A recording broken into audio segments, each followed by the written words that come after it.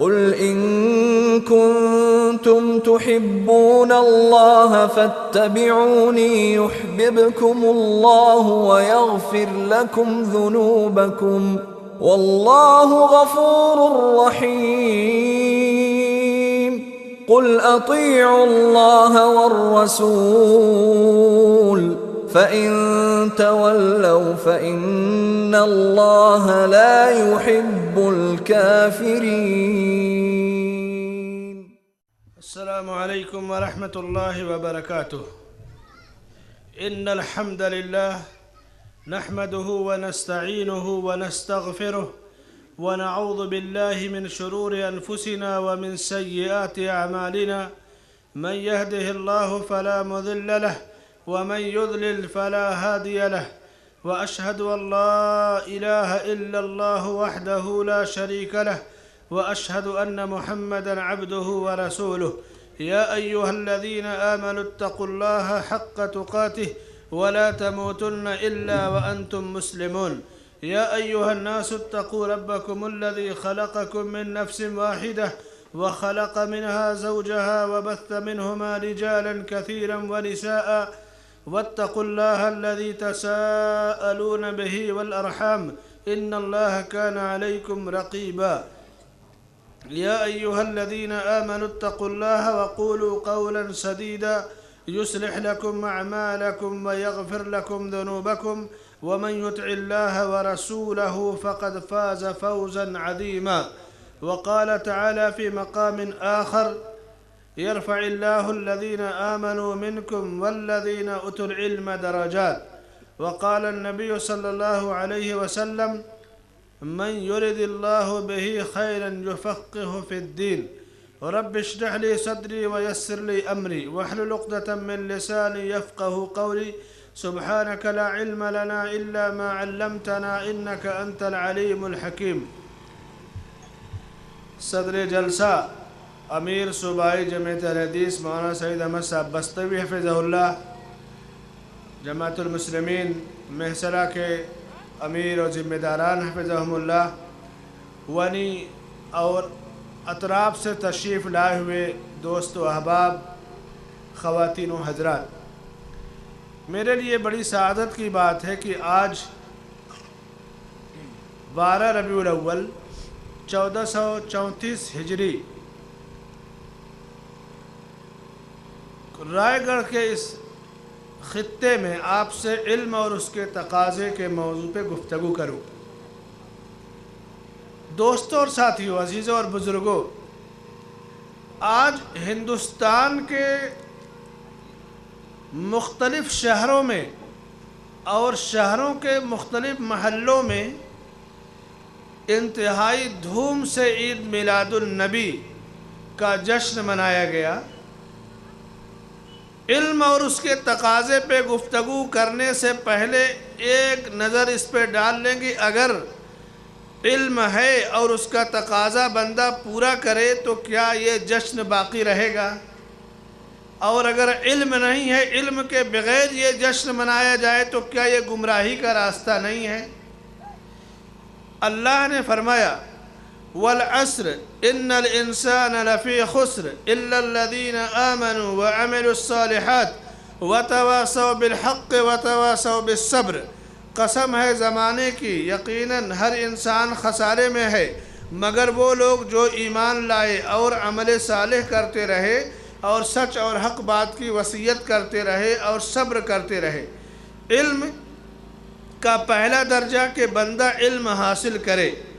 علم کہتے ہیں فَعْلَمْ أَنَّهُ لَا إِلَهَ إِلَّا اللَّهِ، اللہ کو پہچاننا کہ اللہ کے سوا کوئی عبادت کے لائق نہیں، یہی علم ہے۔ اگر کسی نے اس علم کو نہیں سیکھا، نہیں پہچانا تو دنیا کی ساری ڈگریاں اس کے پاس ہو جائے، وہ سب سے بڑا جاہل ہے۔ کون؟ وہ جو اپنے خالق کو نہ پہچان سکے، وہ جو اپنے مقصد تخلیق کو نہ پہچان سکے کہ زمین کس نے بنائی، آسمان کس نے بنایا، مجھے کس نے بنایا، کیوں پیدا کیا، دنیا کیا ہے، دنیا کے بعد کا مرحلہ کیا ہے۔ علم وہ ہے جس سے بندہ اپنے پیدا کرنے والے کو پہچانے۔ اللہ نے فرمایا کہ والعصر ان الانسان لفی خسر، یقیناً انسان خسارے میں ہے۔ اللہ نے وقت کی قسم کھائی. ہم عصر اور مغرب کے بیچ کے درمیان بیٹھے ہوئے ہیں. بعض مفسرین نے لکھا کہ اس سے مراد عصر سے مغرب کے بیچ کا وقت ہے. بعض علماء نے لکھا, امام راضی کی طرف یہ قول منسوب ہے کہ انہوں نے ایک شخص کو دیکھا کہ وہ دھوپ میں بیٹھ کر کے برف بیچ رہا ہے. پہلے جب گرمی کا موسم ہوتا تھا تو راستے میں بیٹھ کر کے برف بیچے جاتے تھے. اب فریج وغیرہ کا زمانہ آ گیا تو بہت پیچھے چلی گئی وہ چیزیں.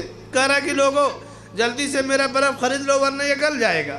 کہتے ہیں امام راضی کہ میں نے اس شخص سے سورہ العصر کی تفسیر سیکھی کہ انسان کی زندگی ویسے ہی گھٹ رہی ہے, گل رہی ہے جیسے برف گل رہا ہے. برف گل گیا, بیچنے والے کو کچھ نہیں ملے گا. اگر برف کسی نے خرید لیا تو اس کا وقت بھی کام میں آ گیا, اس کا سرمایہ بھی اسے مل گیا. تو زندگی کا ایک ایک لمحہ برف کی طرح پگھل رہا ہے, اور پگھلنے کے بعد آدمی ختم ہو جائے گا, پھر اپنے خالق سے ملے گا. تو کامیاب انسان وہ ہے جو علم حاصل کرے, وہ علم جس سے بندہ رب کو پہچان سکے. اور رب کو نبی کے بغیر اگر کوئی پہچاننا چاہے گا تو بھٹک جائے گا, گمراہ ہو جائے گا. اللہ کے رسول صلی اللہ علیہ وسلم کی بعثت ہی اللہ کی بندگی سکھانے کے لیے ہوئی. لا الہ الا اللہ یہ کلمے کا ایک جز ہے کہ اللہ کے سوا کوئی عبادت کے لائق نہیں. انبیاء کی جو بعثت ہوئی, اللہ نے نبیوں سے کہا یا قوم اعبدوا اللہ ما لکم من الہ غیرہ, اے قوم کے لوگوں تم اللہ کی عبادت کرو, تمہیں کیا ہو گیا ہے کہ تم غیروں کی عبادت کرتے ہو.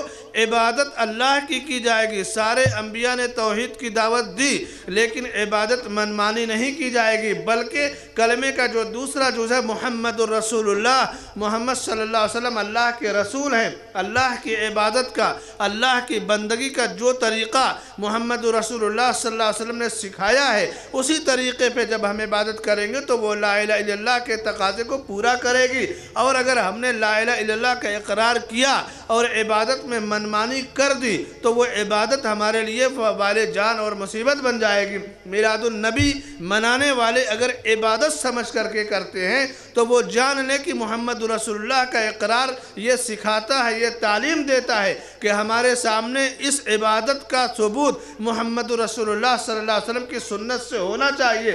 سنت سے بڑی کوئی چیز نہیں ہوتی, سنت سے بڑا کسی کا کلام نہیں ہوتا. اللہ کا کلام اور اللہ کے نبی کا فرمان, یہی دو چیزیں ہماری ہدایت کے لیے کافی ہیں. اور سنت مصطفیٰ صلی اللہ علیہ وسلم یہ ہماری رہنمائی اور ہماری زندگی میں جتنا زیادہ مضبوطی سے قائم اور نافذ ہوگی اتنا زیادہ بندہ رب سے قریب ہوگا. تو والعصر میں اللہ نے کہا قسم ہے زمانے کی, یقیناً انسان خسارے میں ہے مگر وہ آدمی جو ایمان لائے. ایمان علم یہ ایک ہی چیز ہے. ایمان کہتے ہیں کہ تصدیق بالقلب, دل سے تصدیق کرنا, زبان سے اقرار کرنا, اعضاء اور جوارح سے عمل کرنا, اسی کا نام علم ہے. اللہ کو پہچاننا, اللہ کے نبی کو پہچاننا, دین اسلام کو دلیلوں کے ساتھ پہچاننا, یہی علم ہے. اور جب انسان کے پاس توحید کا علم آ گیا, سنت کا علم آ گیا, دین اسلام کو پہچان گیا تو پھر وہ عمل الصالحات, دوسرا درجہ یہ علم کا ہے کہ بندہ خود نیک عمل کرے, نیکی کرے. آج علم والوں کی کمی نہیں ہے, ڈگری والوں کی کمی نہیں ہے, لیکن عمل کی دنیا میں آپ بہت سارے لوگوں کو کوڑا پائیں گے, عمل میں ادھورا پائیں گے. اللہ کے ہاں علم اسی وقت جو ہے شرافت کا سبب بنے گا جب اس علم کے مطابق بندہ عمل کرے. اور اگر علم کے مطابق بندہ عمل نہ کرے تو اللہ کے نبی صلی اللہ علیہ وسلم فرماتے ہیں لا تزول قدم عبد حتى يسأل عن 40 عن عمره فيما أفناه وعن شبابه فيما أبلاه وعن ماله من أين اكتسب فيما أنفق وعن علمه ماذا عمل به. قیامت کے دن کسی بندے کے قدم اپنی جگہ سے حرکت نہیں کر سکیں گے جب تک کہ 4 سوالوں کا وہ جواب نہ دے دے. میرے بھائیو اور دوستو, آپ اس مجمع میں بیٹھے ہیں, کل ایک وقت آئے گا کہ قیامت کے مجمع میں حاضر ہوں گے. مجمع ہر طرح کا ہوتا ہے, یہ اجتماع کا مجمع ہے, کوئی شادی بیاہ کا مجمع ہے, 2 تاریخ کا محصلہ کا اس سے بڑا مجمع ہوگا, عید بقرعید کا مجمع ہوتا ہے. حشر کے میدان اور قیامت کے مجمع کو یاد کرو. یوم لا ينفع مال ولا بنون الا من اتى الله بقلب سلیم. جس دن نہ مال کام آئے گا نہ اولاد کام آئے گی, ہاں وہ جسے اللہ نے قلب سلیم عطا کیا ہو۔ اللہ کے نبی صلی اللہ علیہ وسلم فرماتے ہیں کہ قیامت کے دن بندہ اپنے قدم کو حرکت نہیں دے سکے گا جب تک کہ وہ 4 سوالوں کا جواب نہ دے۔ عن عمرہ فیما افنا، سب سے پہلا سوال کہ عمر کہاں گزاری، دوسرا سوال جوانی کہاں گزاری، تیسرا سوال علم کے مطابق عمل کتنا کیا، اور چوتھا سوال مال کہاں سے کمایا، کہاں خرچ کیا۔ تو علم کا تقاضا یہ ہے کہ عمل کیا جائے، الا الذین آمنوا وعملوا الصالحات، یہ تقاضا ہے۔ اور پھر عمل کا بھی تقاضا ہوتا ہے، علم کے بعد عمل، پھر عمل کے بعد اس علم کی لوگوں کو دعوت دینا۔ وَتَوَاصَوْا بِالْحَقِّ، جب بندے کے پاس علم ہے، بعمل ہے، تو پھر لوگوں میں توحید کی دعوت دے۔ مشرک شرک سے روکنے کی دعوت نہیں دے سکتا، پجاری یا بدعتی بدعتوں سے لوگوں کو نہیں روک سکتا۔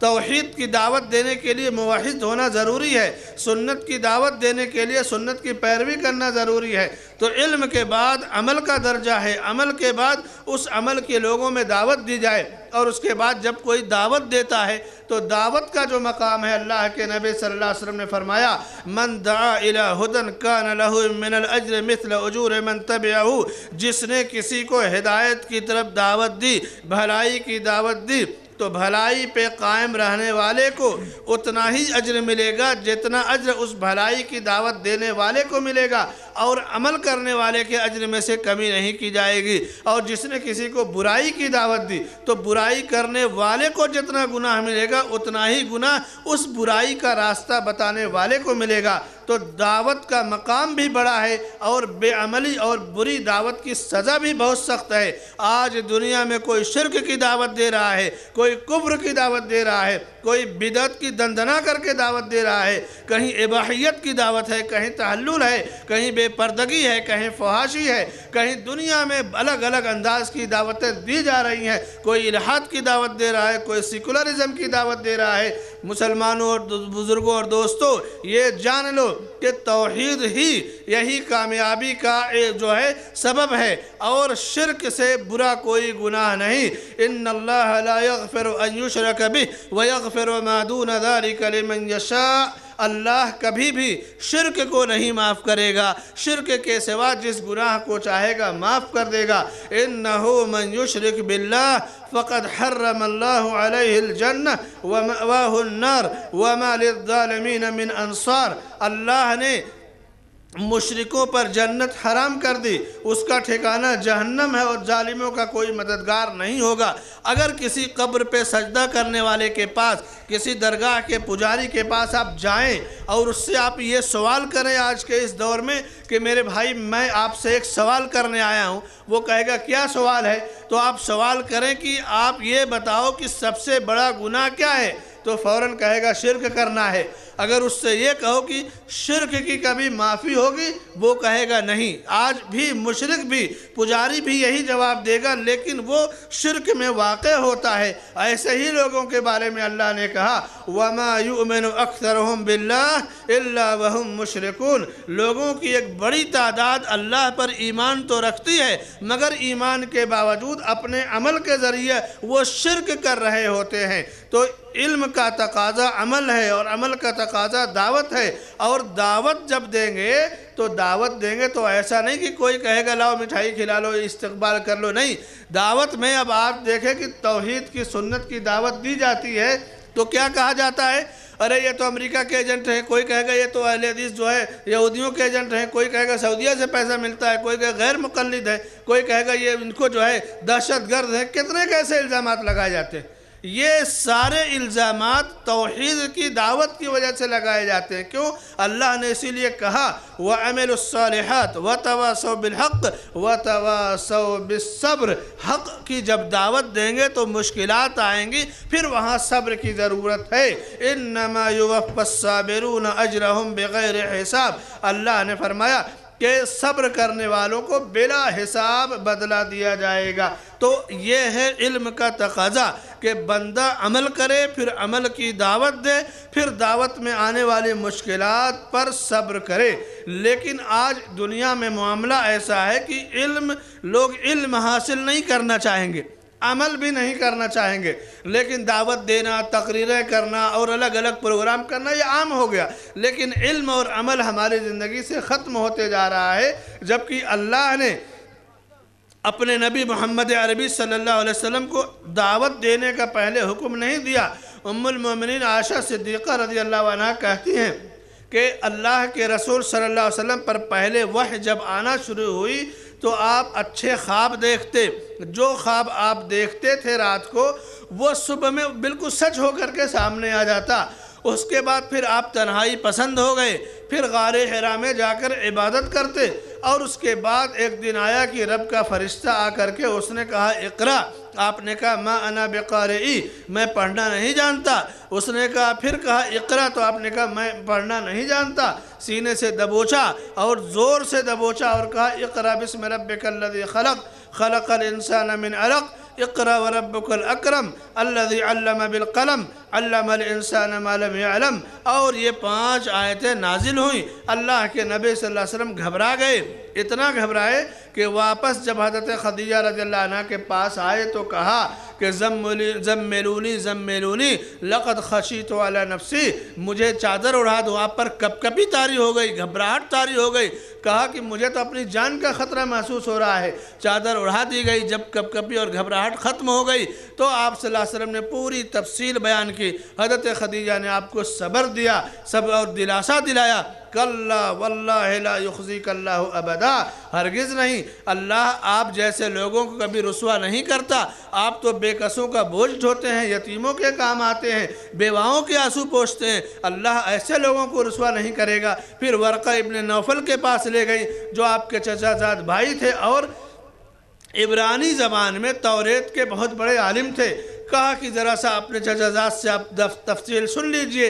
تو آپ صلی اللہ علیہ وسلم نے پوری تفصیل بتائی تو ورقہ نے کہا کہ قسم ہے اللہ کی، یہ تو وہی فرشتہ ہے جو موسیٰ علیہ السلام کے پاس توریت لایا کرتا تھا۔ کاش کہ میں اس وقت تک زندہ ہوتا جب تمہاری قوم تمہیں اس شہر سے نکالے گی تو میں تمہاری مدد کرتا۔ تو آپ نے کہا کیا میری قوم مکہ سے مجھے باہر کر دے گی؟ تو ورقہ نے کہا یہ جو دعوت تم پر آئے گی، یہ دعوت کوئی بھی لے کے آیا ہے دنیا میں تو اس کی قوم نے اس کو شہر بدر کر دیا ہے۔ تو اس وقت کے پہلے وقت ورقہ دنیا سے رخصت ہو چکے، اور یہ ورقہ بن نوفل کو جب یہ تفصیل بتائی گئی تو انہوں نے یہ بشارت دی کہ گھبراؤ نہیں، اللہ نے تمہیں نبی بنایا ہے، اور آپ اقرا کے ذریعے اللہ نے آپ کو نبی بنایا۔ اور پھر یا ایھا المدثر قم فانذر وربک فکبر کے ذریعے اللہ نے دعوت و تبلیغ کا حکم دیا۔ یعنی علم کے بعد فوری طور سے جس چیز کا امت کو سبق دیا گیا کہ پہلے بندہ علم حاصل کرے، اور اگر کسی چیز کا علم نہ ہو تو یہ نہیں کہ اگر میں نے غلط جواب دے دیا تو لوگ کیا کہیں گے کہ ان کو نہیں آتا، یا میں نے اگر جواب نہیں دیا تو لوگ کہیں گے کہ دیکھو ان کو کچھ نہیں معلوم، جواب نہیں دیے، جیسا کہ عوامی مزاج ہے۔ میرے بھائیوں، یہ علم کا تقاضا نہیں ہے۔ علم جو ہے اللہ کی خشیت عطا کرتا ہے۔ انما یخشی اللہ من عبادہ العلماء، اللہ نے فرمایا کہ اللہ سے، اللہ کے بندوں میں علماء ہی سب سے زیادہ ڈرنے والے ہیں۔ جس کے پاس جتنا گہرا علم ہوگا، جو عمل کی طرف جتنا زیادہ راغب ہوگا، اس کے دل میں اللہ کا خوف، اللہ کی خشیت پیدا ہوگی۔ تتجافى جنوبهم عن المضاجع يدعون ربهم خوفا وطمعا ومما رزقناهم ينفقون۔ قرآن کریم کی آیت جس میں اللہ نے فرمایا کہ وہ نیک بندے جن کی پیٹھ راتوں کو ان کے بستر سے الگ ہوتی تھی، اپنے رب کو خوف اور طمع کی حالت میں پکارتے تھے، یعنی رات میں تہجد پڑھتے، دن میں سرحدوں پر اسلام کی سرحد کی حفاظت کرتے اور رات کو تہجد پڑھتے تھے۔ اس کے باوجود خوف ان کے دل میں ہوتا، طمع ہوتی، ڈرتے رہتے تھے۔ تو ام المومنین عائشہ صدیقہ رضی اللہ عنہ نے پوچھا کہ اللہ کے نبی صلی اللہ علیہ وسلم بتائیے کہ جب وہ دن کے شہسوار تھے، رات کے تہجد گزار تھے، تو پھر کس بات کا ڈر؟ وہ تو بہت نیک لوگ تھے۔ تو آپ صلی اللہ علیہ وسلم نے فرمایا کہ صدیق کی بیٹی یہاں وہ ڈر نہیں ہے جسے تم سمجھ رہی ہو، یہ ڈر انہیں اس بات کا تھا کہ کہیں ایسا نہ ہو کہ ہم نے جو نیکی کی ہے، جو عبادت کی ہے، وہ ٹھکرا دی جائے، وہ قبول ہی نہ کی جائے۔ یعنی اپنے اعمال صالحہ کی عدم قبولیت کے خوف سے روتے تھے، عبادت کر لیتے، پھر روتے گڑ گڑاتے کہ اللہ اسے ہماری جانب سے قبول فرما لے۔ وَإِذْ يَرْفَعُ إِبْرَاهِيمُ الْقَوَاعِدَ مِنَ الْبَيْتِ وَإِسْمَاعِيلُ رَبَّنَا تَقَبَّلْ مِنَّا إِنَّكَ أَنْتَ السَّمِيعُ الْعَلِيمُ۔ ابراہیم اور اسماعیل علیہ السلام کعبے کی بنیاد رکھتے جا رہے ہیں، اور کیا کہہ رہے ہیں؟ فخر نہیں کر رہے ہیں، کہہ رہے ہیں کہ اے ہمارے رب، اسے ہماری جانب سے قبول فرما لے، تو سننے اور جاننے والا ہے۔ تو علم عمل کا جو ہے راستہ بتاتا ہے، اور عمل بتاتا ہے کہ عمل صالح کی قبولیت کی اللہ سے دعا کی جائے۔ اگر اللہ نے عمل قبول کر لیا تب تو وہ کامیابی ہے، عمل رد کر دیا گیا تو ناکامی ہے۔ آج ہمارے ہاں عمل کی ٹھیکیداری بتائی جاتی ہے۔ ایک آدمی قرآن پڑھتا ہے اور کہتا ہے قرآن پڑھ کر کے میں نے فلاں کو بخش دیا، یعنی بخش دینا، کب کوئی چیز بخشتا ہے؟ کسی کو بخشش کب دیتا ہے؟ جب کسی کے پاس مال ہوتا ہے، لو یہ بخشش ہے، ایسا تو نہیں کہ نہیں ہے تو بخشش دیتا ہے۔ قرآن پڑھنے کے بعد بخشش کا مطلب یعنی آپ کو یقین ہے کہ یہ جو پڑھا ہے اس کی نیکی آپ کو مل گئی، جبکہ ہمارا معاملہ، نبی کا معاملہ یہ ہے کہ نیکی کرنے کے بعد اللہ سے اس کی قبولیت کی دعا کرتے تھے۔ لیکن آج قرآن پڑھنے کے بعد بخشنے والا اکاؤنٹ میں جیسے پیسے ٹرانسفر کرتے ہیں نا، یہ چلو تمہارے اکاؤنٹ میں ٹرانسفر کر دیا، کوئی درود شریف پڑھ کر کے اکاؤنٹ میں ٹرانسفر کرتا ہے۔ یہ کیا ہے میرے بھائیو؟ یہ علم نہیں ہے، یہ جہالت کی بنیاد پہ کیا جانے والا عمل ہے۔ علم وہ ہے جو نبی کی اطاعت کا جذبہ سکھائے، رب کی بندگی کا صحیح طریقہ سکھائے۔ یدعون ربهم خوفا وطمعا ومما رزقناهم ينفقون، اور اللہ نے جو روزی دے رکھا اس روزی کو خرچ کرتے، غربا کو، مساکین کو، یتیموں کو، بیواؤں کے اوپر اپنے مال کو خرچ کیا کرتے تھے۔ علم جو ہے، علم سے بندے کے اندر تواضع آتی ہے۔ کوئی کتنا بڑا بھی آدمی ہو، یہ نہ سوچے کہ میں اگر کہہ دوں گا کہ مجھے نہیں معلوم تو کیا ہو جائے گا۔ ارباد ابن ساریہ رضی اللہ تعالیٰ عنہ کے مشہور حدیث سنن ابو داؤد اور سنن ترمذی میں حسن سند کے ساتھ مروی ہے۔ شیخ البانی رحمۃ اللہ علیہ اس کی حدیث سند کو حسن کہا ہے، کہتے ہیں وعدنا رسول اللہ صلی اللہ علیہ وسلم موعظۃ بلیغہ، ایک مرتبہ اللہ کے نبی صلی اللہ علیہ وسلم نے ہمارے درمیان بلیغ وعظ فرمایا، وجلت منها القلوب وذرفت منها العیون، اتنا بلیغ وعظ کہ اسے سن کر کے ہمارے دل دہل گئے، ہماری آنکھیں آنسوؤں سے بہہ پڑیں، اشکبار ہو گئی۔ ہم نے کہا یا رسول اللہ کأنها موعظۃ مودع، اے اللہ کے نبی صلی اللہ علیہ وسلم یہ گفتگو تو آپ کی الوداعی گفتگو نظر آ رہی ہے، ایسا لگ رہا ہے کہ اب آپ کے دنیا سے جانے کا وقت آ گیا۔ فَأَوْصِنَا، تو آپ ہمیں کچھ وصیت کر جائیے۔ تو آپ نے کہا اوصیکم بتقوی اللہ عز وجل، لوگوں میں وصیت کرتا ہوں کہ اللہ بزرگوں برتر کا تقوی اختیار کرو۔ آج ہم بڑی بڑی وصیتیں کرتے ہیں، لیکن تقوی کی وصیت نہ ہم اپنے لیے کرتے نہ دوسروں کے لیے۔ ہم میں سے ہر آدمی تقوی کا محتاج ہے، ہر آدمی جتنا زیادہ جو متقی ہوگا اتنا زیادہ اللہ سے قریب ہوگا۔ ان اکرمکم عند اللہ اتقاکم، امام ابن کثیر رحمۃ اللہ نے لکھا ہے کہ 8 ہجری میں جب مکہ فتح ہوا، آپ نے حکم دیا بلال حبشی رضی اللہ عنہ کو کہ کعبے کی چھت پر چڑھ کر اذان دو۔ بلال نے اذان دینا شروع کیا، لوگوں نے آپس میں گفتگو کی، ھذا رجل حبشی وھذا یؤذن، یہ حبشی سیاہ فام یہ اذان دے رہا ہے۔ اللہ کو ان کی یہ بات پسند نہیں آئی اور یہ آیت اتاری، ان اکرمکم عند اللہ اتقاکم، لوگو تم میں سے اللہ کے نزدیک قریبی یا بزرگوں برتر وہ ہے جو تقوی والا ہو۔ بندے کے پاس علم ہے، تقوی ہے، تو وہ اللہ سے قریب ہوگا۔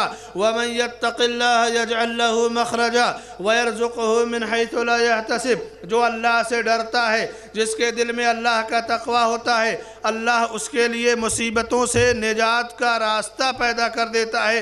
اور فرمایا کہ وَيَرْزُقْهُ مِنْ حَيْثُ لَا يَحْتَسِبُ، اور اسے ایسی جگہ سے روزی دیتا ہے جس کے بارے میں وہ سوچ بھی نہیں سکتا۔ اللہ کے نبی صلی اللہ علیہ وسلم نے فرمایا اوصیکم بتقوی اللہ عز وجل، لوگوں میں وصیت کرتا ہوں کہ اللہ بزرگوں برتر کا تقوی اختیار کرنا۔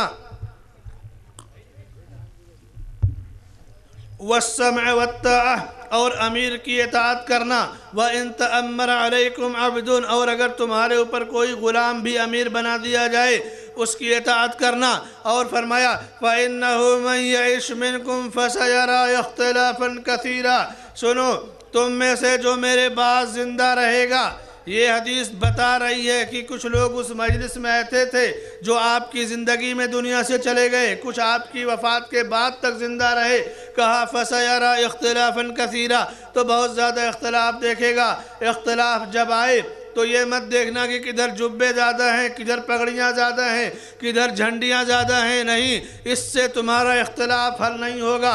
بہت سارے لوگ کہتے ہیں جی ایسا ہے کہ دوسرے کے مسلک کو چھیڑو نہیں، اپنا مسلک چھوڑو نہیں. میرے بھائیو یہ کیا ہے؟ یہ بھی بہت بڑی جہالت ہے. یہ علم کا تقاضا نہیں ہے. کسی کا کوئی مسلک نہیں، مسلک اللہ کا اور اس کے رسول کا ہے. اور دوسرے کا جو ائمہ اربعہ رحمہم اللہ کا مسلک ہے، ان ائمہ رحمت اللہ علیہ مجمعین نے سب نے کہا ہے کہ نبی کی حدیث میرا مذہب ہے، سنت میرا مذہب ہے. تو یہ ائمہ کا جو مسلک ہے وہی ہمارا مسلک ہے. ان اماموں کا جو مسلک ہے وہی صحابہ، انبیاء، تابعین، اور یہی مسلک اہل حدیث ہے کہ صحیح حدیث نبی کی وہی ہمارے لیے، وہی ہمارا مسلک ہے. فرمایا کہ جب اختلاف ہو جائے تو تم بھیڑ بھاڑ کا چکر یہ نہیں دیکھنا ہے. کیا دیکھنا ہے؟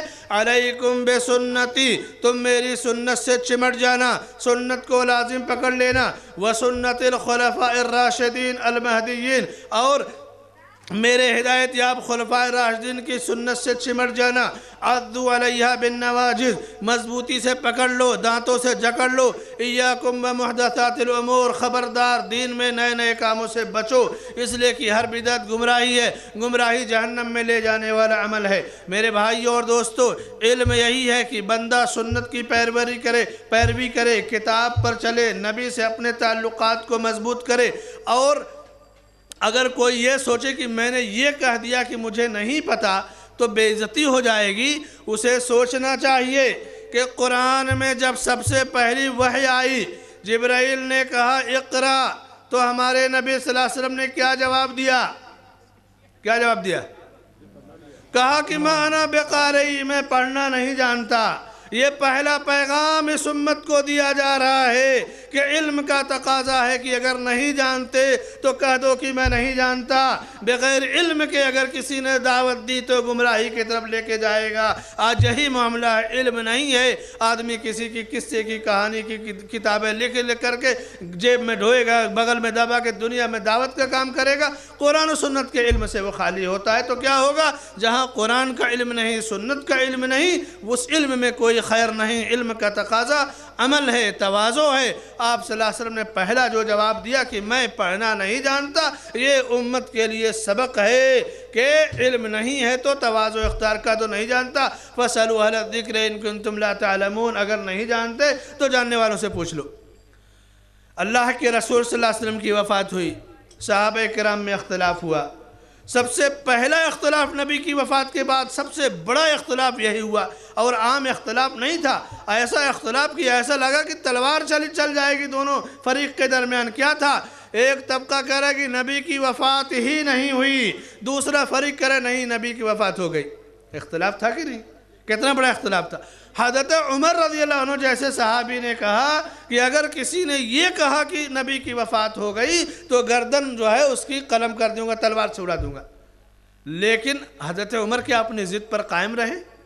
کیا اڑے رہے؟ حضرت عمر سے بڑا کون ہے اس امت میں؟ ابو بکر کے بعد کوئی ہے؟ صدیق کے بعد درجہ تو فاروق کا ہے.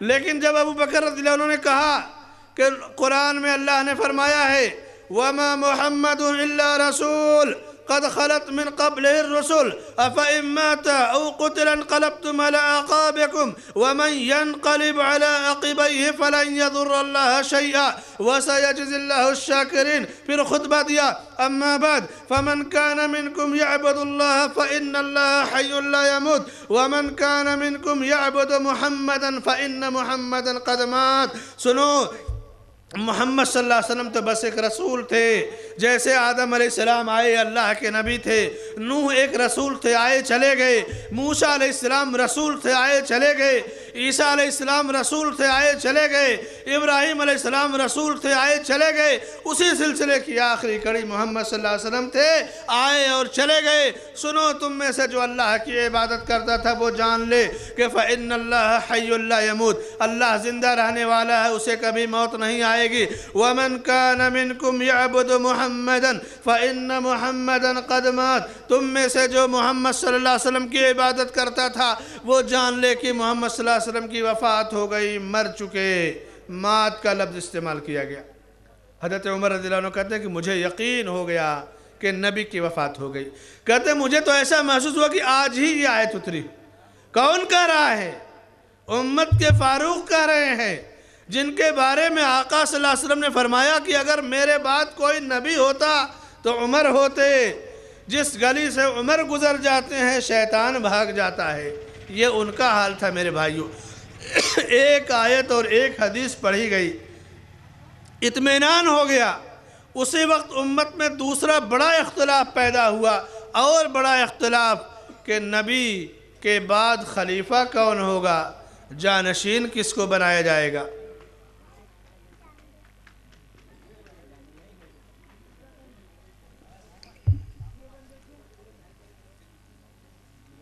نبی کے بعد جانشین اور خلیفہ کس کو بنایا جائے گا، یہاں بھی تلوار نکل رہی تھی۔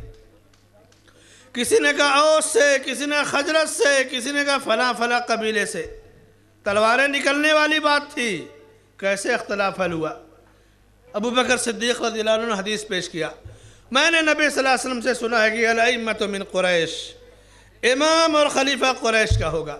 سب لوگ پیچھے ہٹ گئے، اور سب سے پہلے جنہوں نے بیعت کی ابو بکر رضی اللہ عنہ کے ہاتھوں پہ وہ عمر بن خطاب رضی اللہ عنہ بیعت کیے، اور ان کو دیکھ کے پورا جم غفیر ٹوٹ پڑا بیعت کرنے والوں کا، ساری آدیاں تھپ گئیں، سارا طوفان ختم ہو گیا۔ یہ ہے میرے بھائیوں علم کا تقاضا کہ جہاں بات عمل کی آئے، نبی کی بات پیش کر دی جائے تو آدمی چوں چرا نہ کرے۔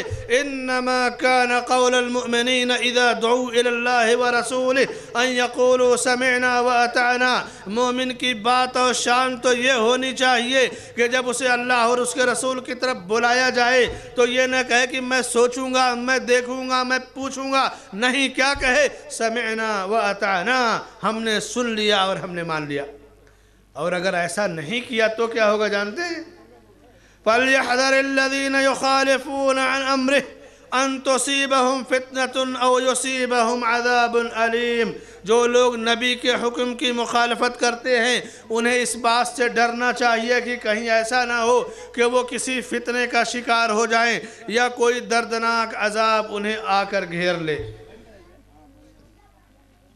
تو علم کا تقاضا عمل کرنا ہے، عمل کے مطابق امت کو دعوت دینا ہے، جیسا کہ صحابہ کرام کرتے تھے۔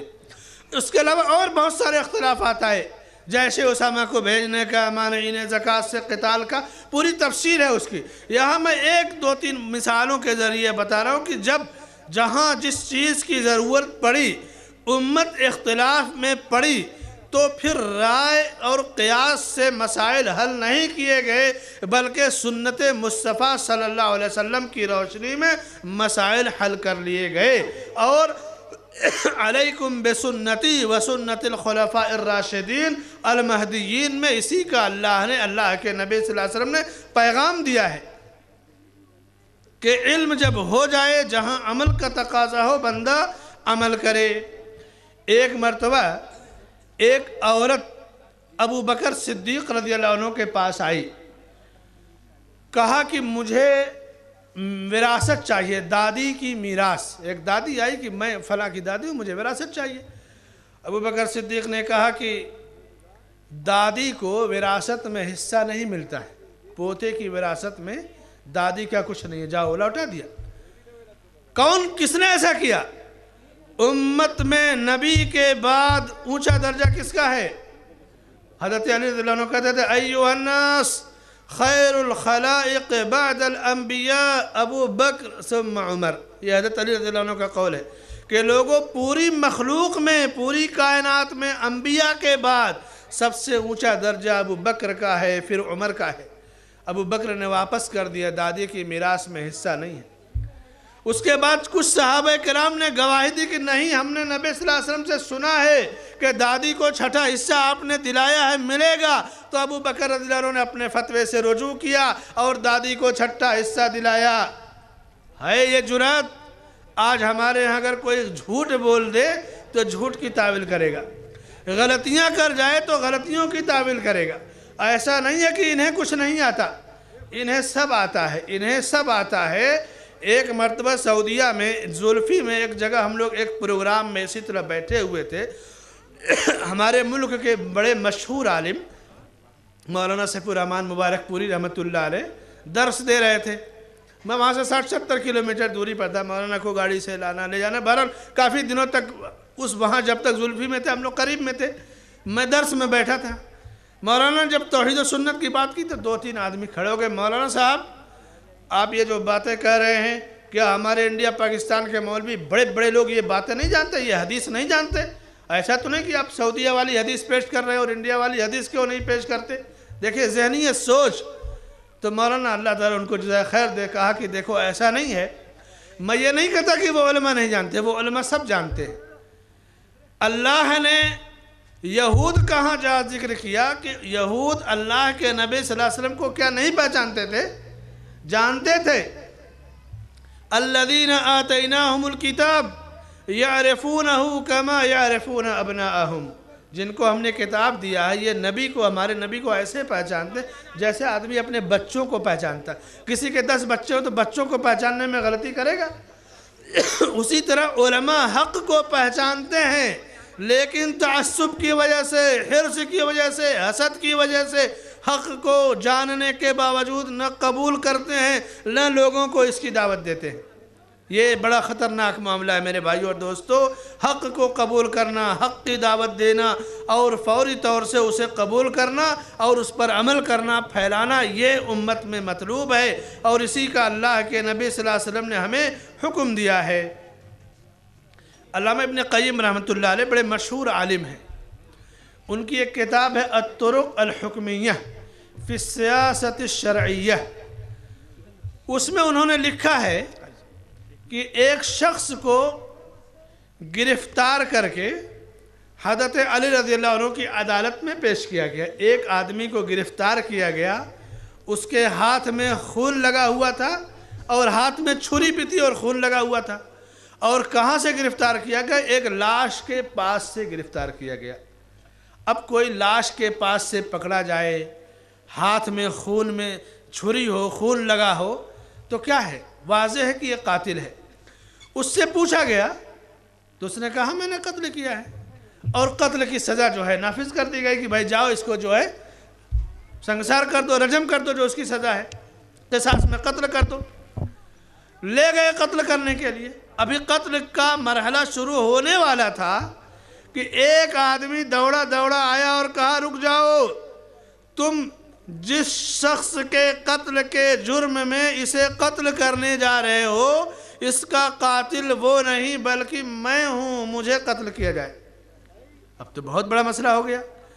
امیر المومنین کی جو پولیس تھی، جو عملہ تھا، یہ واپس خلیفہ کے پاس آیا کہ ایسا ایسا معاملہ ہو گیا، ہم تو جس کو قتل کرنے جا رہے تھے اس نے آ کے اقرار کر لیا۔ آج ہمارے ملک کی یہی صورتحال تھی نا میرے بھائیوں۔ کبھی کبھی ضمیر جب کسی کا جاگتا ہے، کتنے مسلمان بے قصور جیلوں میں بند تھے، لیکن جب اس شخص نے اقرار کر لیا کہ نہیں میں نے بم دھماکہ کیا ہے، میں اس کا مجرم ہوں، تو ان بیچارے قیدیوں کی جان چھوٹی۔ کبھی کبھی ضمیر ملامت کرتا ہے، ایسا ہوتا ہے۔ کہتے ہیں کہ امیر المومنین علی رضی اللہ عنہ کی عدالت میں اس نے جا کے کہا کہ میں قاتل ہوں، مجھے قتل کیا جائے۔ پوچھا گیا اس سے کیا بات ہے، پوری تفصیل جاننی چاہیے۔ تو اس جو شخص آخر میں آیا تھا اس نے کہا کہ میں قاتل ہوں اور میرا اور اس کے مال کا کوئی تنازع تھا اور میں نے قتل کیا ہے۔ اب پہلا آدمی جس کو خون اور چھری کے ساتھ رنگے ہاتھوں پکڑا گیا، اس سے پوچھا گیا کہ تمہارا کیا معاملہ ہے؟ کہا امیر المومنین میں ایک قصاب ہوں، میں نے وہیں قریب میں بکری ذبح کی اور مجھے پیشاب کی حاجت محسوس ہوئی، تو پیشاب کر کے ابھی میں فارغ ہوا تو کوئی آواز مجھے نظر آئی کراہنے کی، تو میں وہاں دیکھا کہ ایک لاش خاک و خون میں تڑپ رہی ہے۔ اسی درمیان آپ کی پولیس آ گئی، تو میں لاکھ کہتا کہ میں نے نہیں قتل کیا ہے، کوئی ماننے والا نہیں تھا اس بات کو، اس لیے میں نے اقرار کر لیا۔ اور اس نے کہا کہ میں نے قتل کیا، میرا مالی تنازع تھا۔ حضرت علی رضی اللہ تعالیٰ عنہ وقت کے خلیفہ ہیں، کیا کیا؟ ایسا نہیں کہ جاؤ میں نے جو کہہ دیا ہو گیا، جو کہہ دیا بول دیا، نہیں، یہ دین کا معاملہ ہے، اسلام کا معاملہ ہے، دیت اور خون کا معاملہ ہے۔ اپنے بیٹے حضرت حسن رضی اللہ عنہ کو بلایا، کہا بیٹے ایسا ایسا فیصلہ میری عدالت میں آیا ہے، تمہاری کیا رائے، کیا تم کیا فیصلہ دو گے، ذرا کچھ مجھے آئیڈیا دو۔ حضرت حسن رضی اللہ تعالیٰ عنہ بڑے فقیہ، بڑے دور اندیش سے دانا صحابی تھے۔ کہا ابا جان میری رائے یہ ہے کہ دونوں کو چھوڑ دیا جائے۔ کہا کیا، اس کی دلیل کیا ہے؟ کہا دلیل یہ ہے، یعنی میری جو حکمت، میں جس پوائنٹ سے گفتگو کر رہا ہوں کہ یہ آدمی جس نے قتل کیا ہے، اگر اس نے ایک آدمی کو قتل کیا ہے تو اس نے وقت پہ حاضر ہو کر ایک کی جان بچائی ہے، اور اللہ نے کہا کہ اِنَّهُ مَنْ قَتَلَ نَفْسًا بِغَيْرِ نَفْسٍ أَوْ فَسَادٍ فِي الْأَرْضِ فَكَأَنَّمَا قَتَلَ النَّاسَ جَمِيعًا وَمَنْ أَحْيَاهَا فَكَأَنَّمَا أَحْيَا النَّاسَ جَمِيعًا۔ تو یہ دلیل تو حضرت حسن رضی اللہ عنہ کا یہ تفقہ، آیت کا ترجمہ کہ اگر کسی نے ناحق کسی کو قتل کیا تو اس نے گویا پوری انسانیت کو قتل کیا، کسی نے کسی کی جان بچائی تو پوری انسانیت کی جان بچائی۔ تو حضرت علی رضی اللہ عنہ کو حضرت حسن رضی اللہ عنہ کا یہ تفقہ بہت پسند آیا، اور مقتول کی جو دیت تھی خون بہا وہ بیت المال سے ادا کر کے دونوں کو چھوڑ دیا۔ یہ ہے علم میرے بھائی اور دوستو، ایسا نہیں کہ ہم نے باپ دادا سے کیا ہے۔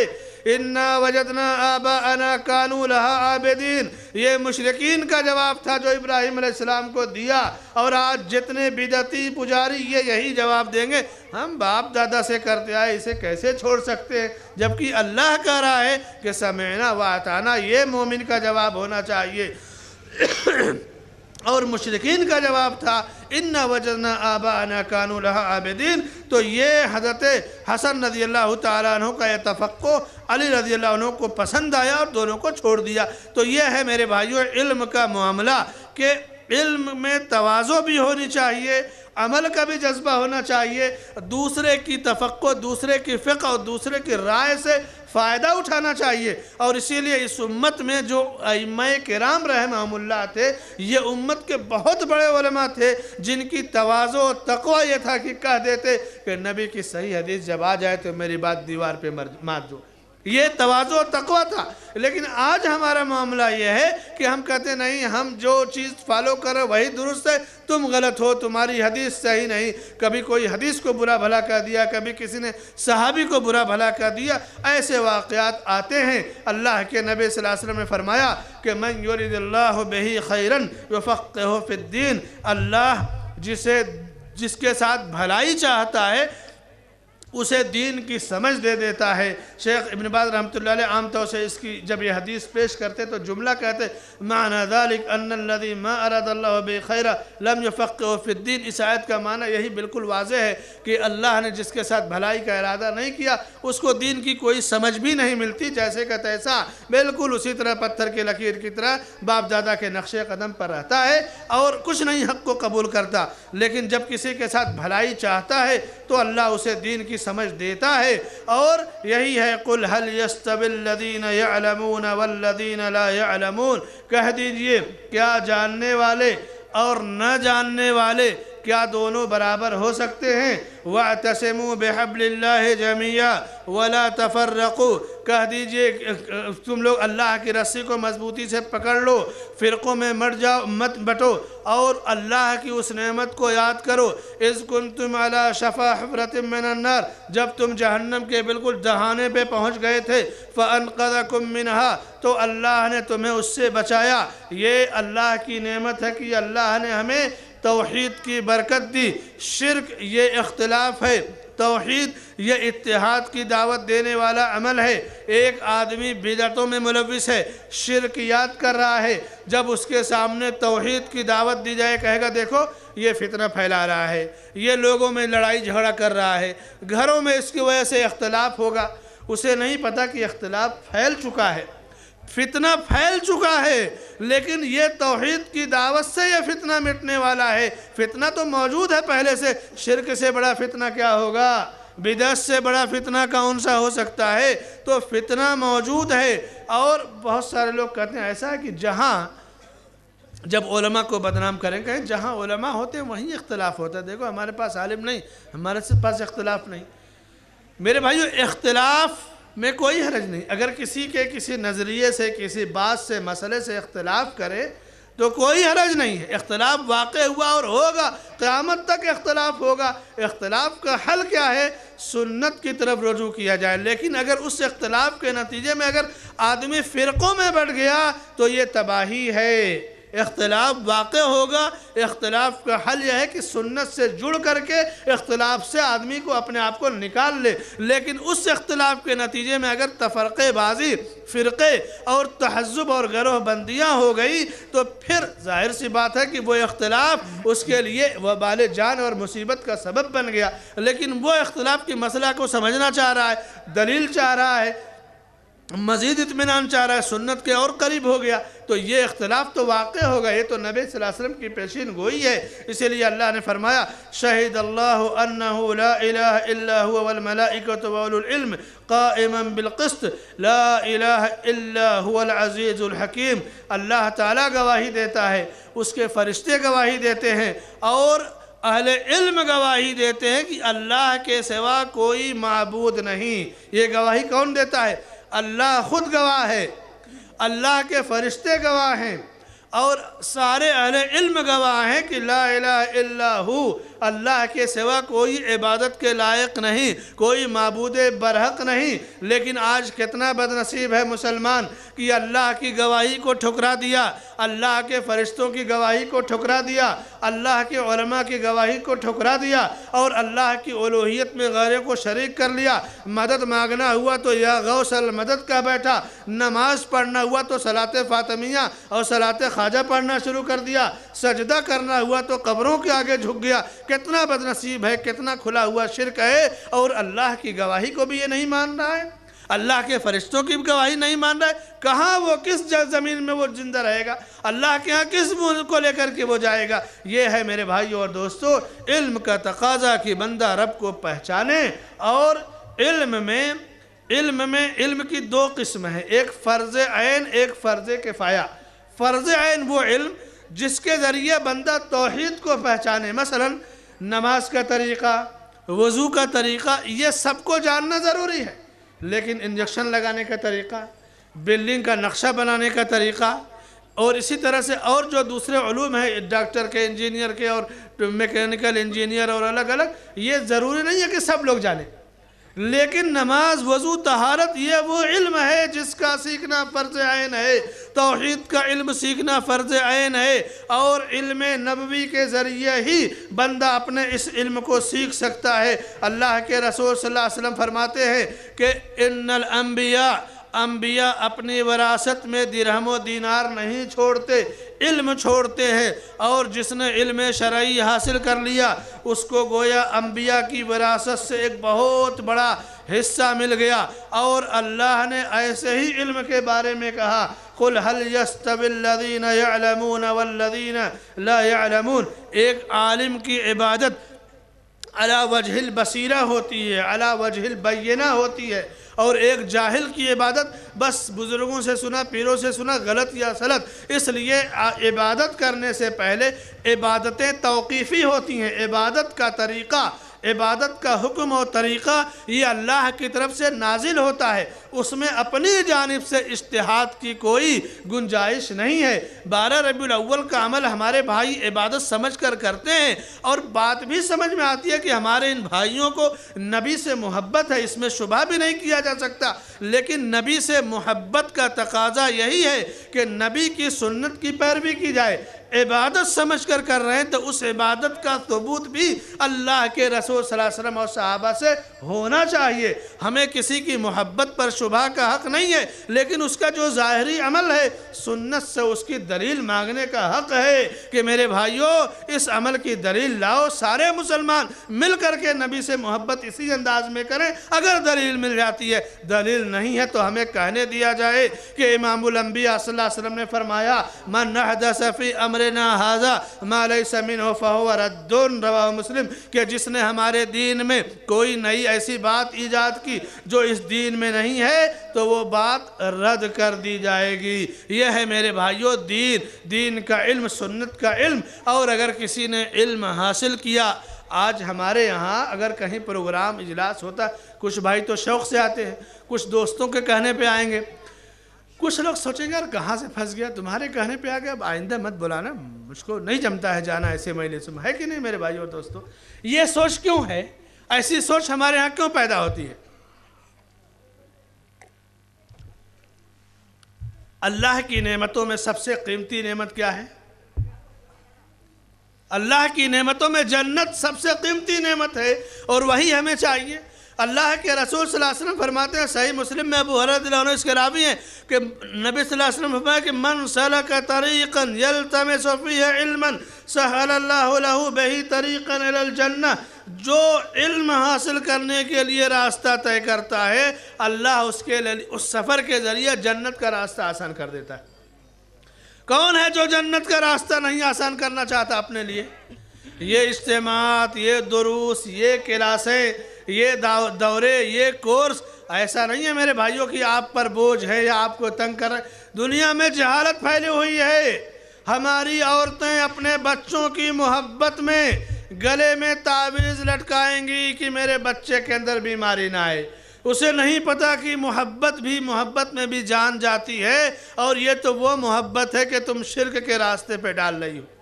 मोहब्बत वो हो जिससे अल्लाह की रहमत नाजिल हो। गले में तावीज़ डाल लेना, सीपी, मोती, कड़ा, छल्ला, धागा, ये सब चीज़ें पहन लेना ख़वातीन अपने बच्चों की मोहब्बत में करती हैं, लेकिन सुन्नत से सबूत होना चाहिए। वईदुकुमा बिकलिमातिल्लाहि ताम्मा मिन कुल्लि शैतानिन व हम्मा व मिन कुल्लि ऐनिन लाम्मा। अल्लाह के नबी सल्लल्लाहु अलैहि वसल्लम हसन और हुसैन रज़ियल्लाहु अन्हुमा को रोज़ाना बुलाते और नज़र बद की दुआ पढ़ करके दम कर देते, कहते जाओ तावीज़ लटकाना, गले में कड़ा, छल्ला लटकाना, मोती, ये भले आप मोहब्बत में करती हैं, लेकिन इस अमल का सुन्नत से सबूत नहीं।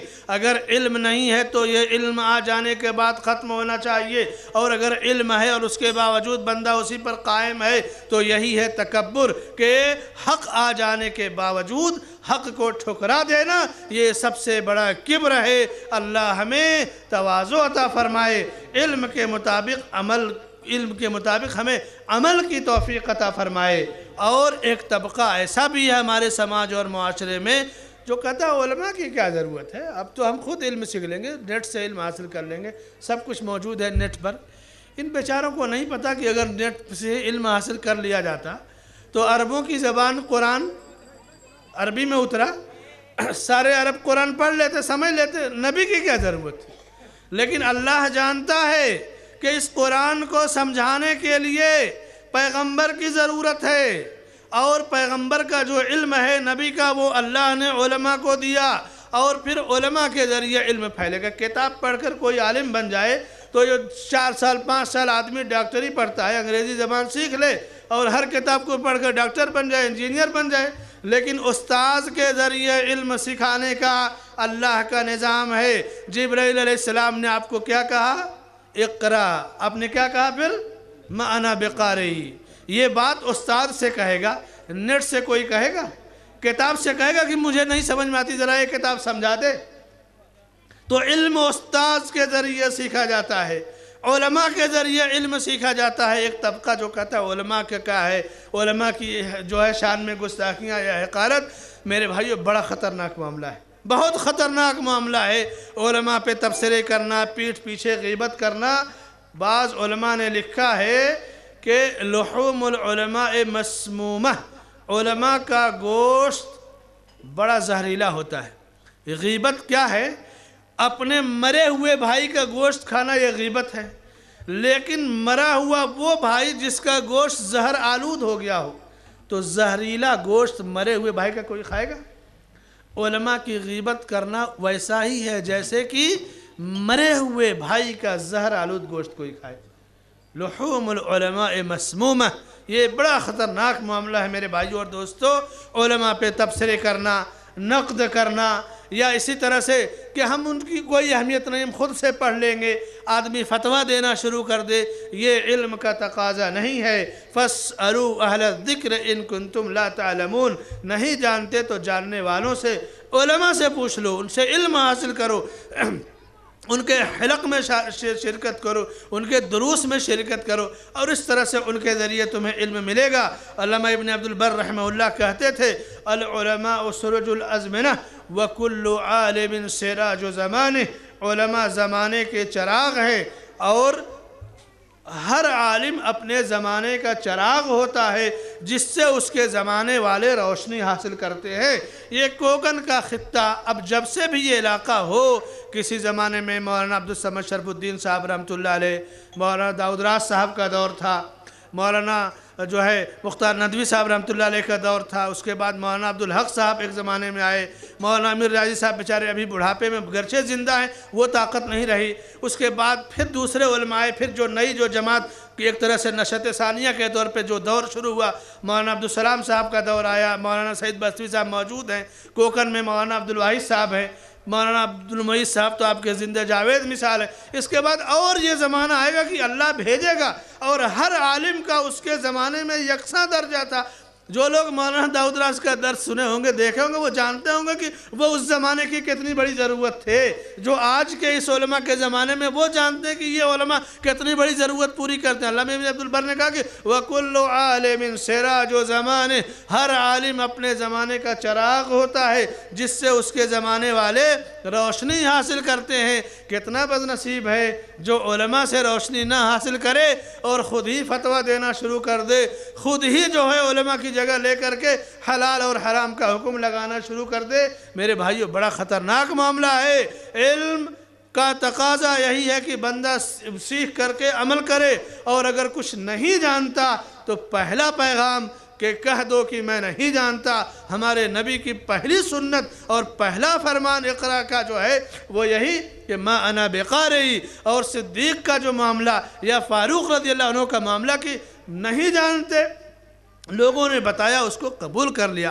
حضرت عثمان رضی اللہ تعالیٰ عنہ کے زمانے میں یا حضرت عمر رضی اللہ عنہ کے زمانے میں ایک بدکار، ایک پاگل عورت نے بدکاری کی، تو حکم دیا کہ لے جاؤ اس کو سنگسار کر دو۔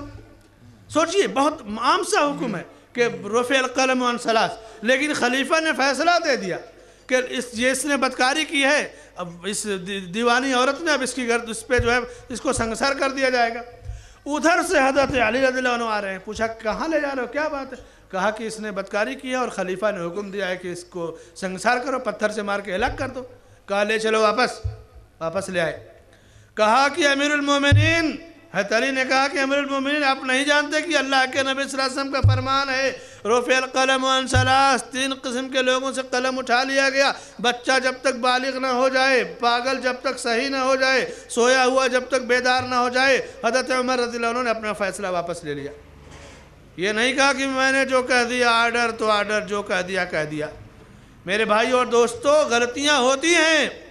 کل اسی ملک میں جس پوسٹ پر ایک شخص نے یہ جملہ کہا تھا کہ ہم یہ نہیں کہتے کہ سارے مسلمان دہشت گرد ہیں، لیکن جتنے دہشت گرد ہیں سب مسلمان ہیں۔ مسلمانوں کو رسوائی ہوئی، مسلمانوں نے بہت ہی ملال اور بہت ہی صبر کے گھونٹ پیے، لیکن اللہ کا نظام دیکھو کہ اسی ملک میں اسی پوسٹ پر بیٹھا ہوا آدمی اقرار کر رہا ہے کہ سارے دہشت گرد فلاں تنظیم سے جڑے ہوئے ہیں۔ یہ ہے اللہ کا نظام، عہدہ ایک، منصب ایک، ملک ایک، عوام ایک۔ کل ایک نے جھوٹ بول کے اگر دل آزاری کی تو اللہ نے انہی میں سے ایک کو پیدا کیا اور سچائی سامنے آئی۔ یہ ہے سچائی کا اقرار اور اشہاد اور شہود۔ میرے بھائیوں، کبھی بھی بندہ اللہ کی رحمت سے مایوس نہ ہو۔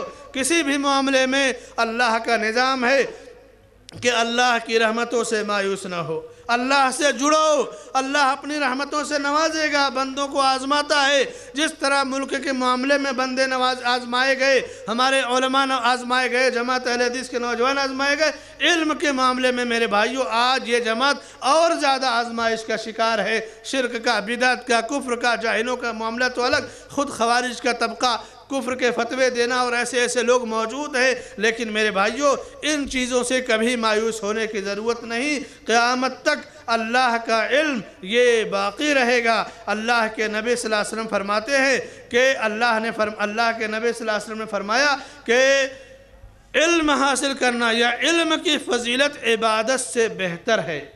ایک آدمی صرف عبادت کرتا ہے، دوسرا صرف علم حاصل کرتا ہے۔ علم حاصل کرنا نفلی عبادت سے بہتر ہے، کیونکہ علم کے بعد وہ دوسروں کو سکھائے گا، اور عابد کی عبادت اس کی ذات تک محدود رہے گی، اور عالم کا علم یہ پوری دنیا تک پھیلے گا، پوری دنیا میں یہ پیغام جائے گا۔ اس لیے میرے بھائی اور دوستو، علم کی قدر کرو، علم کا جو تقاضا ہے، جو مطالبہ ہے، اس کو پہچانو۔ یا علماء کی ناقدری کا جو دور ہے، اس دور میں علماء کی جو قدر ہے اس کو دیکھو کہ اگر کوئی کہہ دے کہ میں نہیں جانتا، تو ایسا نہیں ہے کہ وہ چھوٹا عالم ہو گیا اور بڑے علماء کی ضرورت ہے۔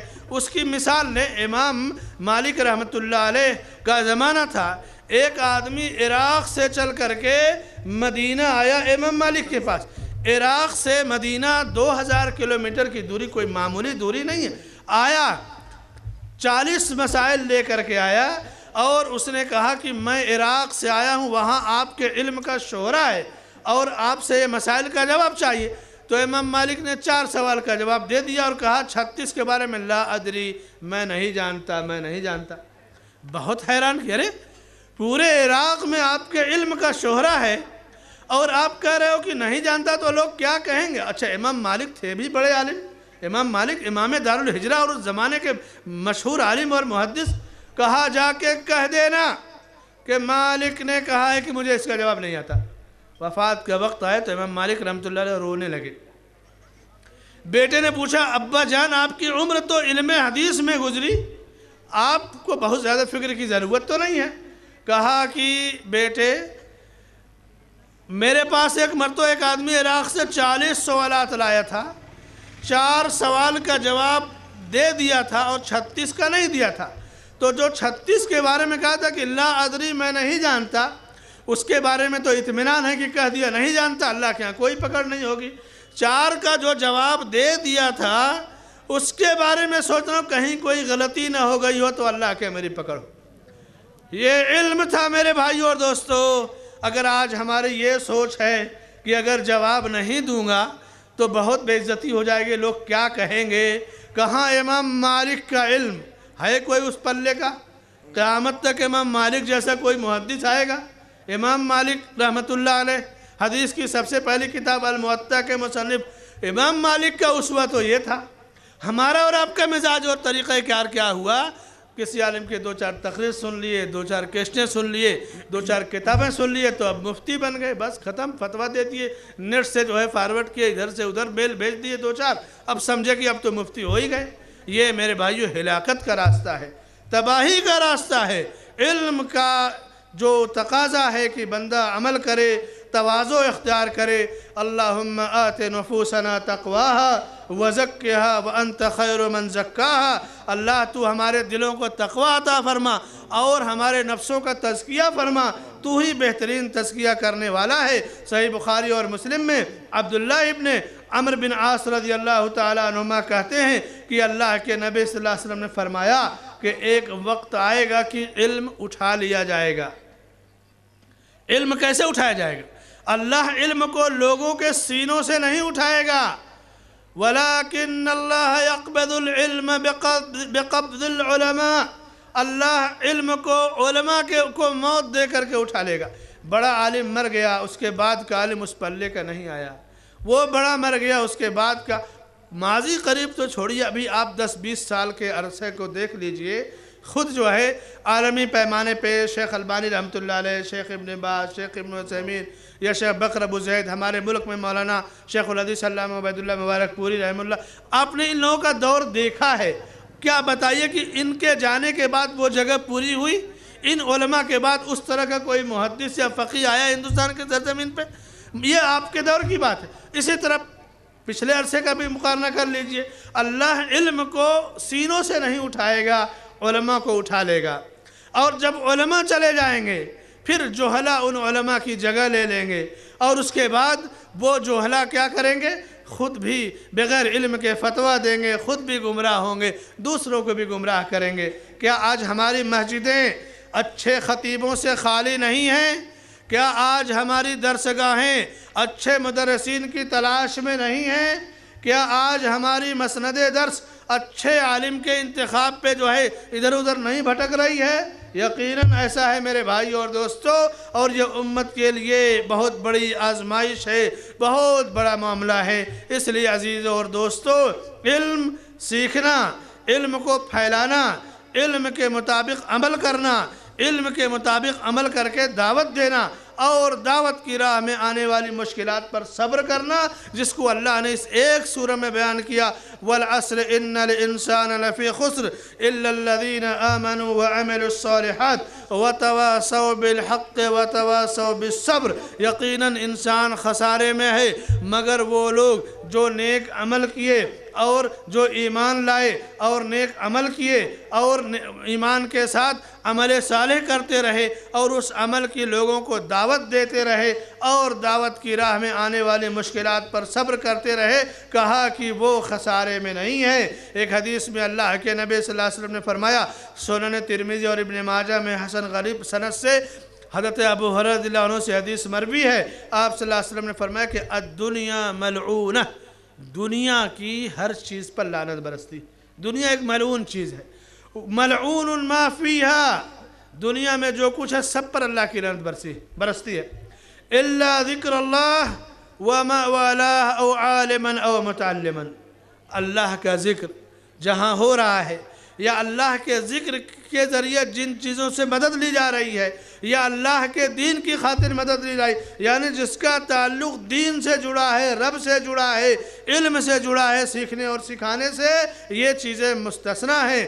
یعنی آدمی روزی حاصل کرے، کاروبار کرے، ایسا نہیں کہ اس پر لعنت برستی ہے۔ ایک کاروباری کاروبار کرا، رشوت سود جھوٹ سب کیا، دوسرا کاروباری کاروبار کرتا ہے، بسم اللہ، زکوٰۃ دیا، صدقہ دیا، اللہ کا ذکر کیا، اللہ کا نام لیا، اللہ کا شکر ادا کیا۔ تجارت میں بھی اللہ کا ذکر شامل ہوتا ہے، کاروبار میں اللہ کا ذکر شامل، سواری پر بیٹھا اللہ کا نام لے کر کے بیٹھا، جو ہے کمپیوٹر آن کیا اللہ کا نام لے کے، کوئی عمل اللہ کے ذکر سے خالی نہیں ہے۔ لیکن وہ عمل یا وہ جگہ جو اللہ کے ذکر سے بالکل خالی ہو، کہا ایسی جگہ اور ایسی دنیا اللہ کی لعنت برستی ہے۔ کتنا بد نصیب ہے انسان جو اپنی زندگی میں اللہ کے ذکر سے اپنے لطف نہ لے۔ اللہ کے نبی صلی اللہ علیہ وسلم فرماتے تھے، الذو بیا ذا الجلال والاکرام، لوگو تم یا ذا الجلال والاکرام کے ذریعے لذت حاصل کرو، لطف حاصل کرو۔ آج ہمیں لطف کیسے ملتا ہے؟ گانا گانے سے، کسی کو عادت تیری ایسی کے تیسے خوب گالی والی دے کر بلانے سے بہت مزے لیں گے۔ اللہ کے نبی صلی اللہ علیہ وسلم فرماتے ہیں، الذو بیا ذا الجلال والاکرام، یا ذا الجلال والاکرام کے ذریعے لذت حاصل کرو۔ ام المومنین عائشہ صدیقہ رضی اللہ عنہ کہتی ہیں کہ اللہ کے نبی صلی اللہ علیہ وسلم ہر وقت اللہ کا ذکر کرتے، اور آپ نے نصیحت بھی کیا کہ لا یزال لسانک رطبا من ذکر اللہ، ہمیشہ تمہاری زبان اللہ کے ذکر سے تر رہنی چاہیے۔ اور جو دعا اللہ کے نبی صلی اللہ علیہ وسلم نے سکھائی، حضرت جابر رضی اللہ عنہ سے کہا کہ سل اللہ علما نافعا، اللہ سے نفع پہنچانے والا علم طلب کرو۔ ڈگریوں کا علم نام نہیں ہے، ڈگریاں وظیفے اور ملازمت کے تو کام آئیں گے، لیکن نفع بخش وہ علم ہے جس سے بندہ جس پہ عمل کر کے اس عمل کی لوگوں کو دعوت دے۔ اسی لیے نبی پاک صلی اللہ علیہ وسلم دعا کرتے، اللہم انفعنی ما علمتنی وعلمنی ما ینفعنی وزدنی علما والحمدللہ علی کل حال۔ اے اللہ تو نے مجھے اے اللہ تو مجھے جو علم تو نے سکھایا ہے اس علم کے ذریعے مجھے فائدہ پہنچا، اور فائدہ پہنچانے والا علم ہی مجھے عطا فرما، اور اے اللہ میرے علم میں اضافہ فرما، اور اے اللہ تیرا ہر حال میں شکریہ ادا کرتا ہوں۔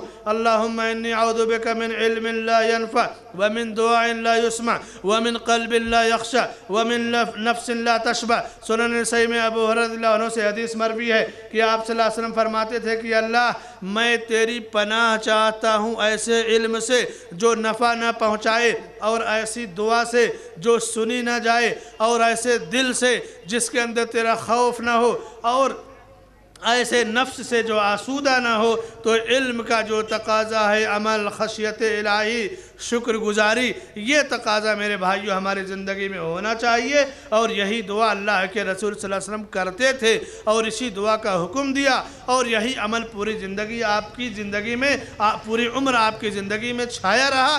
اسی کی آپ نے اپنے صحابہ کرام کو تعلیم دی۔ جب ابو ذر غفاری رضی اللہ عنہ کو بتایا ایک معمولی سی چیز جسے ہم سمجھتے ہیں، کہا اے ابو ذر میں تم سے اللہ کے لیے محبت کرتا ہوں۔ کون سا علم سکھایا؟ کہا کہ ہر نماز کے بعد تم آیت الکرسی ضرور پڑھ لیا کرو۔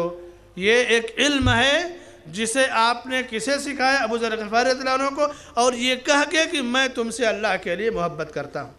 آپ اپنے کسی دوست کو اسی انداز میں ذرا علم سکھائیے، سچی محبت جیسا کہ نبی نے ابو ذر رضی اللہ عنہ سے کی، کوئی سنت اور کوئی علم سکھائیے اور اس سنت کو اور اس طریقے کو زندہ کیجئے۔ یہی مطالبہ ہے میرے بھائیوں، یہی تقاضا ہے اور یہی جو ہے مطلوب ہے ہم سے۔ اللہ ہمیں اور آپ کو علم نافع عطا فرمائے اور عمل صالح کی توفیق عطا فرمائے، اور ہمارے اس بنی گاؤں میں جن بھائیوں نے، جن ساتھیوں نے، ہمارے سرخود صاحبان، ڈاکٹر صاحبان نے اور دوسرے ساتھیوں نے، سب کا نام تو میں نہیں جانتا، لیکن بہرحال جن لوگوں نے بھی ایک طرح سے علم نافع اور توحید سنت کے اس چراغ کو جلانے کی کوشش کی ہے، اللہ سے دعا ہے کہ یہ چراغ قیامت تک جلتا رہے، اپنی روشنی بکھیرتا رہے، اور آج اس کا آغاز ہو رہا ہے۔ یہ روشنی اور یہ کرن پھیلتے جائے گی اور اجر و ثواب اللہ تعالیٰ سب کو دیتا جائے گا۔ شرکت کرنے والوں کو، انتظام کرنے والوں کو، سارے لوگوں کو اللہ اجر دے گا۔ اللہ سے دعا ہے کہ اللہ تعالیٰ ہماری عبادتیں قبول فرمائے، ہماری اس نشست کو قبول فرمائے۔ آمین۔ وصلی اللہ علی نبینا محمد وعلی آلہ وصحبہ اجمعین۔